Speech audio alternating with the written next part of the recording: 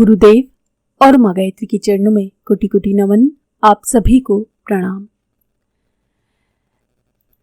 गायत्री साधकों के लिए वर्जित कार्य कौन से हैं? कौन से वो कार्य हैं जो गायत्री साधक को नहीं करना चाहिए? संसार में जो भी कार्यक्रम चल रहा है वो कर्म फल के आधार पर चलता है। ईश्वरीय सुनिश्चित नियमों के आधार पर कर्म बंधन से बंधे हुए प्राणी अपना अपना जीवन क्रम चलाते हैं। प्राणियों की सेवा का सच्चा मार्ग यह है कि उन्हें सत्कर्म में प्रवृत्त किया जाए, आपत्तियों को सहने का साहस पैदा किया जाए। ये आत्मिक सहायता हुई। तात्कालिक कठिनाइयों को हल करने वाली भौतिक सहायता देनी चाहिए। आत्मशक्ति खर्च करके कर्तव्यहीन व्यक्तियों को संपन्न बनाया जाए तो वो उनको और अधिक निकम्मा बनाना होगा। इसलिए दूसरों की सेवा के लिए सद्गुण का दान ही सर्वश्रेष्ठ दान है। दान देना हो तो धन आदि जो हो उसका दान करना चाहिए। दूसरों का वैभव बढ़ाने में आत्मशक्ति का सीधा प्रत्यावर्तन करना, अपनी शक्तियों को समाप्त करना है। अपनी शक्तियों से दूसरों के वैभव बढ़ाने में अपनी शक्तियों को खर्च नहीं करना चाहिए। दूसरों को आश्चर्य में डालना या उन पर अपनी अलौकिक सिद्धि प्रकट करने जैसी तुच्छ बातों में कष्ट साध्य आत्मबल को व्यय करना ऐसा ही है जैसे कोई मूर्ख व्यक्ति होली खेलने का कौतुक करने के लिए अपना रक्त निकालकर उससे होली खेले। ये मूर्खता की हद है। अध्यात्मवादी दूरदर्शी होते हैं। वे संसारी मान बढ़ाई का रत्ती भर भी परवाह नहीं करते। पर आजकल समाज में इसकी विपरीत धारा ही बहती दिखाई पड़ती है।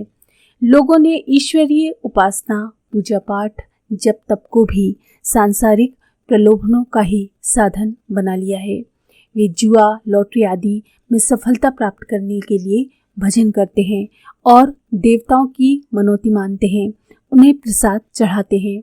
उनका उद्देश्य किसी प्रकार धन प्राप्त करना है, चाहे वो चोरी ठगी से मिले और चाहे जप तप भजन से।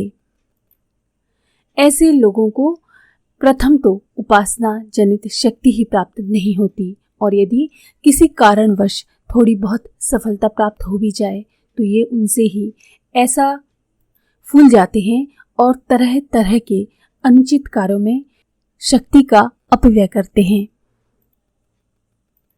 इससे इनकी जो भी आध्यात्मिक कमाई होती है वो शीघ्र ही नष्ट हो जाती है और आगे के लिए रास्ता बंद हो जाता है। देवी शक्तियां कभी किसी अयोग्य व्यक्ति को ऐसी सामर्थ्य प्रदान नहीं करती जिससे वो दूसरों का अनिष्ट करने लग जाए। तांत्रिक पद्धति से किसी का मारण, मोहन, उच्चाटन, वशीकरण करना, किसी के गुप्त आचरण या मनोभावों को जानकर उनको प्रकट कर देना, उनकी प्रतिष्ठा को घटाना आदि कार्य आध्यात्मिक साधकों के लिए सर्वदा निषिद्ध हैं। कोई ऐसा अद्भुत कार्य करके दिखाना जिससे लोग ये समझ लें कि ये सिद्ध पुरुष है, गायत्री उपासक के लिए कड़ाई के साथ वर्जित है। यदि साधक चमत्कारों के चक्कर में पड़ेंगे तो लोगों का क्षणिक कौतूहल, अपने प्रति उनका आकर्षण थोड़े समय के लिए भले ही बढ़ा लें, पर अपनी और दूसरों की इस प्रकार भारी कुसेवा होने लगेगी। गायत्री साधना करने वालों को उन अनेक प्रकार की अलौकिक शक्तियों के आभास होते हैं। उसका कारण ये है कि ये एक श्रेष्ठ साधना है। जो सिद्धियां किसी अन्य योग से मिल सकती हैं वे सभी गायत्री साधना से भी मिल सकती हैं। जब साधना थोड़े दिन श्रद्धा, विश्वास और नियम पूर्वक चलती है तो आत्म शांति की मात्रा दिन दिन बढ़ती रहती है। आत्म तेज प्रकाशित होने लगता है। अंतःकरण पर चढ़े हुए मैल छूटने लगते हैं।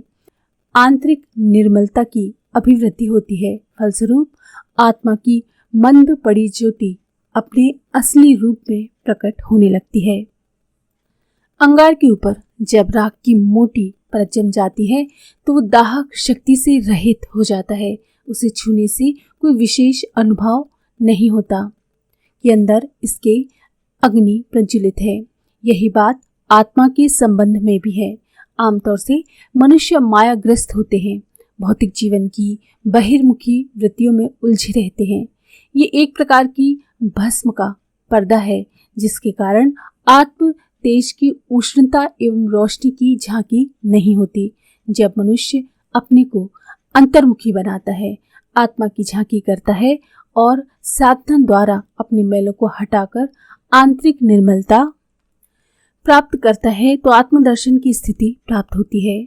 आत्मा परमात्मा का अंश है, उसमें वे सारे तत्व, गुण एवं बल मौजूद हैं जो परमात्मा में होते हैं। अग्नि के सब गुण एवं बल उसकी एक चिंगारी में मौजूद होते हैं।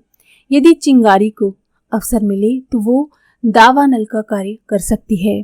आत्मा के ऊपर चढ़े हुए मलों का यदि निवारण हो जाए तो वही परमात्मा का प्रत्यक्ष प्रतिबिंब दिखाई देने लगता है और फिर उसमें से सब शक्तियां परिलक्षित होने लगती हैं जो परमात्मा के अंश में होनी चाहिए। इसलिए जब शक्तियां प्राप्त होने लगती हैं तो साधक को उन शक्तियों का दिखावा करने से बचना चाहिए।